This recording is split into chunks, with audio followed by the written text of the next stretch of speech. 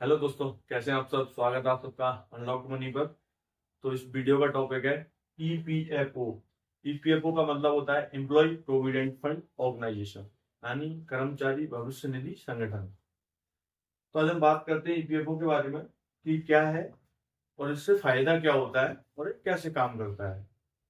सबसे पहले तो मैं इसके बारे में बता देता हूँ कि भारत सरकार के वित्त मंत्रालय द्वारा ही संचालित किया जाता है। जैसे पीपीएफ होता है, सेम ईपीएफओ होता है, लेकिन इसको केवल वही लोगों को फायदा मिलता है जो जॉब करते हो, या तो गवर्नमेंट जॉब में हो या फिर प्राइवेट में हो। जो भी कर्मचारी है, यानी जो एम्प्लॉय है, उसको इस चीज का फायदा मिलता है, इस फंड का फायदा मिलता है।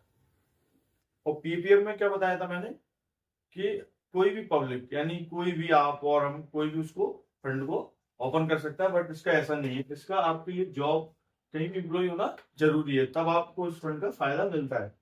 और होता क्या है कि कैसे काम करता है, मैं आपको बता देता हूँ। देखिए, जैसे मान के चलिए किसी व्यक्ति की सैलरी 20,000 रुपए है, यानी बेसिक। बेसिक से मतलब होता है कि अगर किसी व्यक्ति की सैलरी 40,000 रुपए है, तो ये गवर्नमेंट का एक रूल है, तो उसका बेसिक ठीक उसका 50% कम से कम होना चाहिए। कितना? 50%। इतना कम से कम उसका बेसिक होना चाहिए। तो हम लिख देते हैं यहाँ पे 20,000 रुपए, 20 के यानी 20,000 रुपए। यानी 40,000 अगर किसी की सैलरी है, तो उसका 20,000 रुपए कम से कम बेसिक गवर्नमेंट को रखना पड़ेगा। तो 40,000 क्या हो जाएगा? सीटी की सैलरी हो जाएगी, कॉस्ट टू कंपनी। मैं सैलरी का आपको बाद में समझा दूंगा। सैलरी का जो ब्रेकअप होता है वो सीटीसी का, ग्रॉस का और बेसिक का, वो मैं बाद में समझा दूंगा। अभी मैं आपको मेन चीज समझा देता हूँ कि ये किसी भी कंपनी को ऐसा करना अनिवार्य होता है। ठीक 50% इसको देना ही पड़ेगा। अब होता क्या है, जो बेसिक सैलरी रहेगी, जैसे मान लो बेसिक 20,000 रुपए है, तो 20,000 रुपए का कितना? 12%। 12% आपकी सैलरी से ग्रेजुएट होगा, ठीक है, यानी आपकी सैलरी से कट जाएगा। तो 20,000 का 12% कितना हो गया आपका? 2,400 रुपए, ठीक है। तो ये तो आपका हो गया, आपकी सैलरी से कट जाएगा, ठीक है, यहाँ से ये कट जाएगा। तो यहाँ पे भी अंतर आ जाएगा थोड़ा सा, ठीक है। जैसे कटेगा तो आपकी इनहैंड सैलरी, उसमें थोड़ा सा अंतर आएगा, यानी कम हो जाएगा। 2,400 आपकी सैलरी से कम हो जाएगा। ठीक क्या होता है, इतना ही सेम जितना हमारा कट रहा है, जो एम्प्लॉय है यहाँ पे, एम्प्लॉय,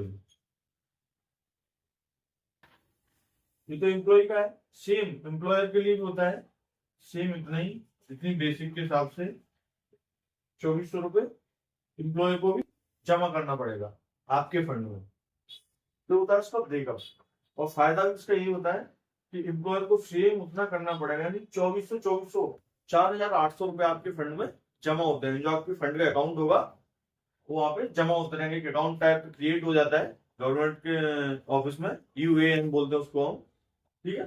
तो ये तो हो गया कि फंड कटता कैसे है, ठीक है।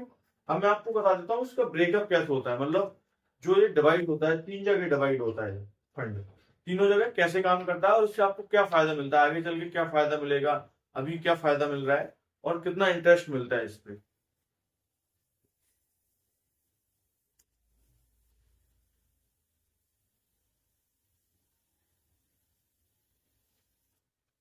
तो जैसा कि हमने मान लिया यहाँ पे कितना, 20,000 रुपये सैलरी है, ठीक है। तो 12% इसका 2,400 रुपये, सॉरी, पहले हम यहाँ पे लिख देते हैं। ये आपका ईपीएफ रेज हो गया, और एक ईपीएफ हो गया, और ईपीएस हो गया, ठीक है। इसके बाद मैं आपको बता देता हूँ। तो 20,000 है, 2,400 रुपये आपके पास आएगा, ठीक है। ठीक, जो 2,400 रुपये एम्प्लॉयर दे रहा है, वो दो भागों में बढ़ जाएगा, ठीक है। यानी ये 2,400 आपका तो पूरा इधर ही आएगा, लेकिन ये वाला 2,400 ये दो जगह बढ़ जाएगा, ठीक है। मैं बता देता हूँ आपको कितने परसेंट इधर आएगा, कितने परसेंट इधर आएगा। 12% हो रहा है 20 के का, कितना हो रहा है? 12%, ठीक है। ये कितना, इधर कितना आएगा? 3.67%, और इधर कितना जाएगा? 8.3%, ठीक है।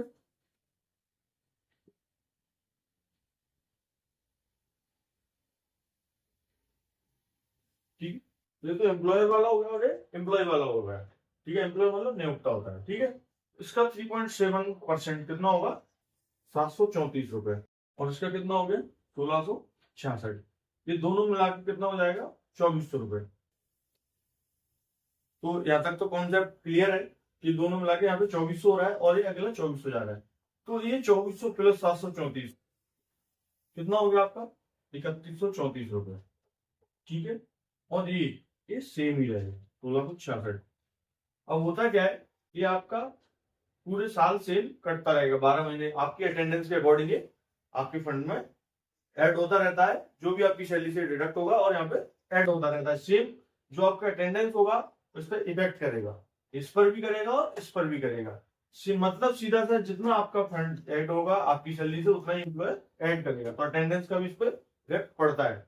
अब 3134 पे क्या होता है, जैसे मान लो पूरा 12 महीने तक हमने कंटिन्यू प्रेजेंट रहे हैं, हमने कोई लीव नहीं ली, लीव ली है बट लॉस ऑफ पे नहीं गया है हमारा, तो सेम ऐड होता रहेगा।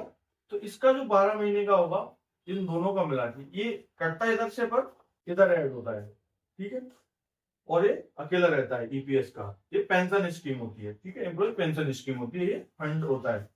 अब 3134 को क्या करेगी गवर्नमेंट, हर साल के मार्च में जब बजट आता है तो इस पे 8.25% अभी के हिसाब से, यानी जो ईयर है, ईयर 24-25 की बात मैंने बताई है। ठीक है, इसके हिसाब से आपको इतना इसमें इंटरेस्ट ऐड हो जाएगा, लेकिन इधर कोई इंटरेस्ट ऐड नहीं होता, ये जीरो रहता है। ठीक है, यानी पेंशन स्कीम में आपका कोई भी इंटरेस्ट ऐड नहीं होगा, लेकिन इधर आपका 8.25% ऐड होगा इस पर, जो इन दोनों के कंट्रीब्यूशन पर। लेकिन ये चेंज होता रहता है बजट के हिसाब से, ये प्लस माइनस 0.5% के हिसाब से चेंज होता रहता है, वो गवर्नमेंट तय करती है कि कितना हमें रखना है।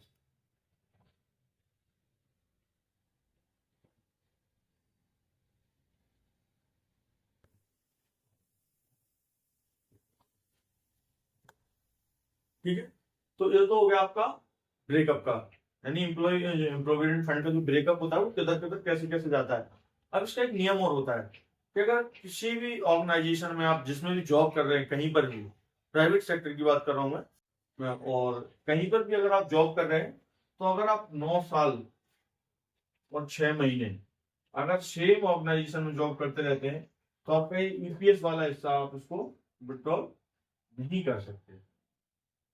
बहुत महत्वपूर्ण बात है, जिन लोगों को पता नहीं है उनको काम आ जाएगी।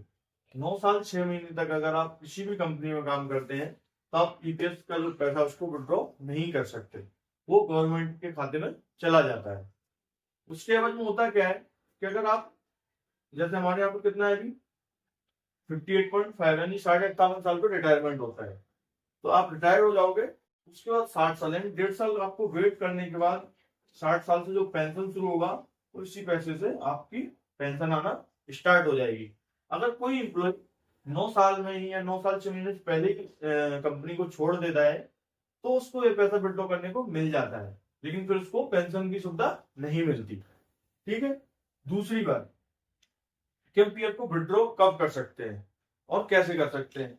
तो अगर आप किसी कंपनी में कार्यरत हो, तो उसमें क्या होता है, आपको कंपनी को रिजाइन करने के बाद 60 दिन तक कोई भी दूसरी कंपनी ज्वाइन नहीं करनी होती।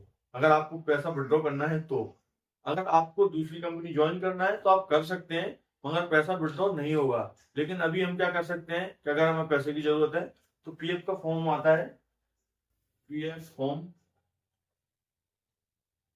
31, इसको भर के हम कुछ एडवांस इसको निकाल सकते हैं। वो ये ऑर्गेनाइजेशन तय करती है कि आपको कितना देना है, आप कितना भी अमाउंट भर सकते हैं जो आपका ईपीएफ का वेज कट रहा है उससे, लेकिन वो तय संस्था ही करेगी कि आपको कितना देना है और आपको किस काम में चाहिए, इस पर भी निर्भर होता है। तो ये तो मैंने आपको पीएफ के बारे में बता दिया कि पीएफ कैसे कटता है, कितना कटता है, और वो कैसे विड्रॉ होता है, पेंशन स्कीम क्या है, इसके बारे में मैंने आपको बता दिया है। अब बात आती है कि गवर्नमेंट ऐसा क्यों करती है, गवर्नमेंट इस पे इतना इंटरेस्ट क्यों देती है, यानी 8.25, 8.3, 8.1 ऐसे घटता बढ़ता रहता है, क्यों देती है गवर्नमेंट को, इससे क्या फायदा मिलता है।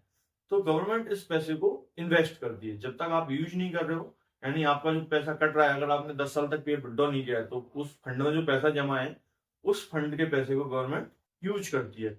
यूज कहाँ कहाँ करती है मैं आपको बता देता हूँ। देखिए, जैसे मान लीजिए ETF में करती है, ठीक है, स्टॉक में भी करती है। जो गवर्नमेंट बॉन्ड्स होते हैं, बॉन्ड्स के बारे में मैं आपको बता दूंगा बॉन्ड्स क्या होते हैं, ठीक है।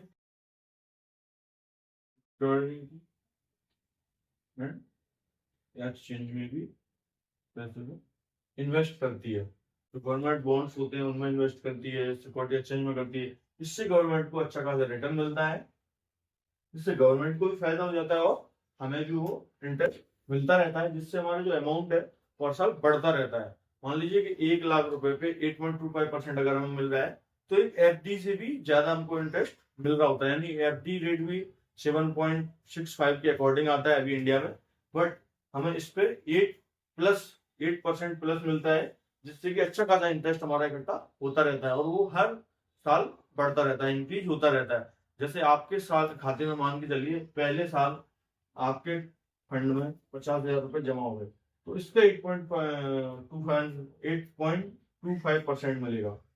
दूसरा मान लो फिर से आपके में हुए प्लस अगले साल 50 के, तो इसका जो मिला है 8.25% वो भी ऐड हो जाएगा। यानी लगभग लगभग हम बोल सकते हैं तो 1.04 के हो जाएगा, ठीक है। थोड़ा प्लस माइनस हो सकता है, फिर अगले साल इस पे मिलेगा। तो ये बहुत अच्छा कंपाउंडिंग भी करता है, एक हिसाब से माना जाए तो कंपाउंडिंग भी बहुत अच्छी होती है। EPF का जो सुविधा होती है वो बहुत अच्छी है, एक अच्छी स्कीम है EPF की। अगर आपको वीडियो समझ में नहीं आई हो तो आप मुझे कमेंट करके बता सकते हैं। मैंने वीडियो इसलिए बनाई थी ताकि कुछ लोगों को जो कंफ्यूजन होती है वो कंफ्यूजन दूर हो जाए। कितना इंटरेस्ट मिलता है, कितने साल तक हम उसमें एक ऑर्गेनाइजेशन में काम कर सकते हैं, ये विड्रॉ का क्या नियम होता है। अगर वीडियो अच्छी लगी हो तो कृपया इसको लाइक और शेयर करें और चैनल को सब्सक्राइब भी करें, ताकि मैं और भी जो वीडियो बनाता हूँ आप तक पहुंचे। धन्यवाद।